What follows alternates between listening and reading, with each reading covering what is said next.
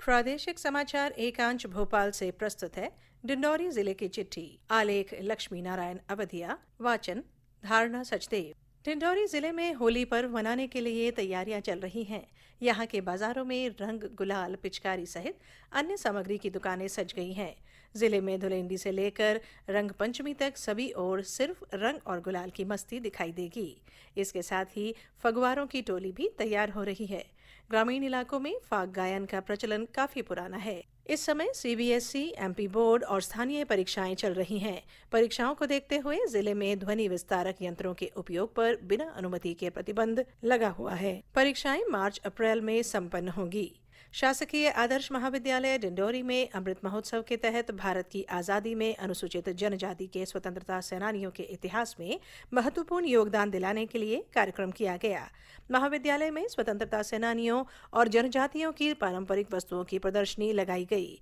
कार्यक्रम में मुख्य अतिथि पद्मश्री अर्जुन सिंह धुर्वे रहे। केंद्रीय इस्पात और ग्रामीण विकास राज्य मंत्री फग्गन सिंह कुलस्ते ग्राम पंचायत धनवासी जनपद पंचायत अमरपुर में आयोजित विकास यात्रा कार्यक्रम में शामिल हुए। इस अवसर पर उन्होंने कहा कि प्रदेश में जन कल्याण और विकास कार्यों के लिए विभिन्न योजनाएं संचालित की जा रही हैं। विकास यात्रा में गांव-गांव जाकर हितग्राहियों को शासन की योजनाओं से लाभान्वित किया जा रहा है। जिला प्रशासन द्वारा आयोजित मुख्यमंत्री कन्या विवाह योजना में विकास खंड डिंडौरी, मेहंदवानी, शहपुरा, अमरपुर, समनापुर, बजाग और करंजिया के 300 जोड़ों का विवाह संपन्न कराया गया। जिला कलेक्टर विकास मिश्रा ने कहा कि लाडली बहन योजना सामाजिक क्रांति लाने वाली योजना है। इस योजना से प्रत्येक बहनों को 1,000 रुपये प्रतिमाह दिए जाएंगे। लाडली बहना योजना के लिए आयु सीमा 23 वर्ष से 60 वर्ष तक निर्धारित की गई है, जिसमें 2.5 लाख से अधिक आय और 5 एकड़ से अधिक भूमि धारक बहना पात्र नहीं होंगी।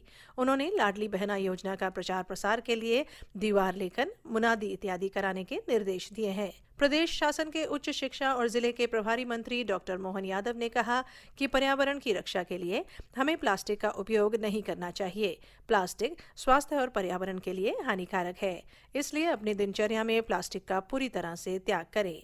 डॉक्टर यादव ने यह बात डेम घाट डिंडौरी में विकास यात्रा कार्यक्रम में कही। उन्होंने सिंगल यूज प्लास्टिक का उपयोग नहीं करने के लिए शपथ दिलाई। जिला कार्यक्रम अधिकारी महिला एवं बाल विकास विभाग मंजुलता सिंह ने बताया कि अंतर्राष्ट्रीय महिला दिवस का कार्यक्रम 5 मार्च को जिला मुख्यालय सहित सभी जनपद मुख्यालयों में संपन्न होगा। आयोजित कार्यक्रम में जनप्रतिनिधियों, विभागीय अधिकारियों एवं महिलाओं को शामिल किया गया है। उन्होंने बताया कि महिला दिवस के अवसर पर पीहर मेला का आयोजन किया जाएगा। इसी दिन से लाडली बहना योजना के फॉर्म भरवाए जाएंगे। पुरस्कार वितरण एवं सम्मान समारोह का आयोजन होगा। जिला एवं परियोजना मुख्यालयों पर महिलाओं को प्रेरणादायक फिल्में भी दिखाई जाएंगी, जिससे वे प्रेरणा पाकर अपने जीवन, परिवार व दिनचर्या में बदलाव ला सकें और समाज को प्रेरित करें। इस साल के अंत तक विधानसभा चुनाव होने वाले हैं, लिहाजा राजनीतिक दलों ने अपनी तैयारियां शुरू कर दी हैं। संभावित उम्मीदवारों ने गांव-गांव पहुंचना प्रारंभ कर दिया है। इसके साथ ही दल स्तर पर बैठकों, प्रशिक्षणों का दौर शुरू हो गया है। हालांकि राजनीतिक दलों की बूथ स्तर तक की कमेटियां बनी हुई हैं, जिन्हें सक्रिय किया जा रहा है। होली के बाद राजनीतिक दौरों में तेजी आएगी। जिले में इस साल धान की अच्छी फसल हुई है और लक्ष्य के अनुरूप उपार्जन तय समय में पूरा हो गया था, लेकिन बम्पर उत्पादन के चलते किसानों की फसल अधिक थी, जिसे यह उपार्जन केंद्र में जमा कर चुके थे। पोर्टल बंद हो जाने के चलते किसानों की उपज खरीदी केंद्रों के पोर्टल में दर्ज नहीं हो पा रही थी।